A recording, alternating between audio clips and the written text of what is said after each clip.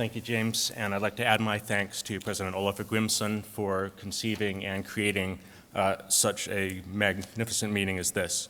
And we've heard from the previous speakers in this session about Britain's interests, policy, and role in the Arctic with regard to scientific research, commerce, and governance.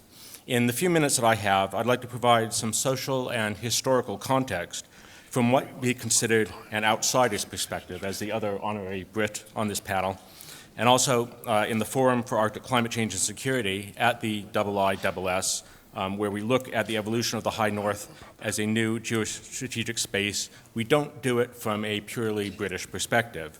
We're an independent organization headquartered in London, but with an international membership and international staff and offices in 4 countries. The title of my talk is Britain as an Arctic Nation. Now, Britain, of course, is manifestly not an Arctic nation, nor does it make any legal or moral claims to be so. But this hasn't always been the case. Although today there are 8 Arctic states, only a century and a half ago, there were 4, and one of them was the United Kingdom. Finland and Alaska were part of Russia. Iceland was a Danish colony. Norway was in a union with Sweden, with foreign policy conducted from Stockholm. And Canada was a disparate collection of British colonies and territories. Even after it became independent, the UK kept most of its Arctic territories for several years. After 1864, the constellation of Arctic states changed 6 times, reaching its current stable form only in 1944. Geographically, Britain can now, uniquely I think, be defined as a near-Arctic nation. Its northernmost point since the 16th century, the delightfully named Muckle in the Shetlands, and our Nordic delegates will recognize the roots of the word, lies only 75 kilometers south of the Faroes and north of the 60th parallel, which defines the boundary of the Arctic near the Faroes.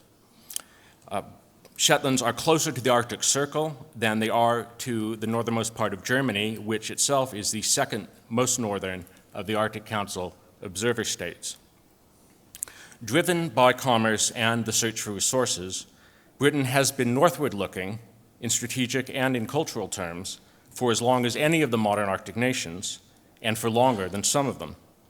In the year 890, King Alfred the Great of Wessex commissioned a record of hunting and fishing voyages around the North Cape and into the White Sea by a Norwegian trader who himself lived north of the Arctic Circle. This document, in fact, is the earliest written document that includes the names of Norway and Denmark, although, like England, neither of them at the time was yet a unified kingdom. The British trade and fisheries in the High North continued throughout the Middle Ages.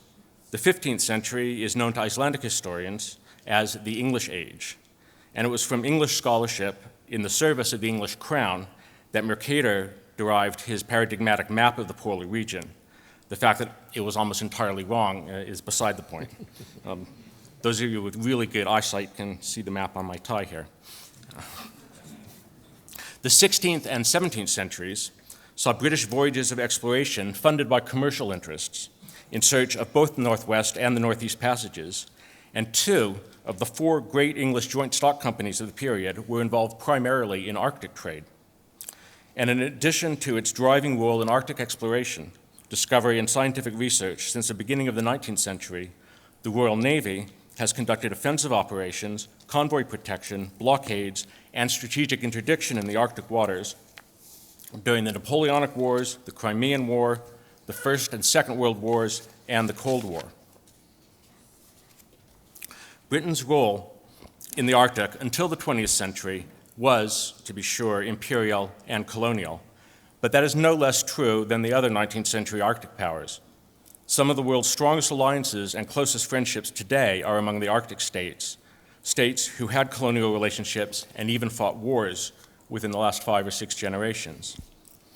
This brief excursion into Britain's Arctic history might seem like a bit of special pleading, like I'm trying to rationalize her continued role in the Arctic. I'm reminded of the way an English professor used similarities between the Anglo-Saxon Chronicle and the Icelandic sagas to justify the British occupation of Iceland in 1940. But I'm not cherry-picking examples. The British involvement in the Arctic has been sustained and significant for at least 1,000 years.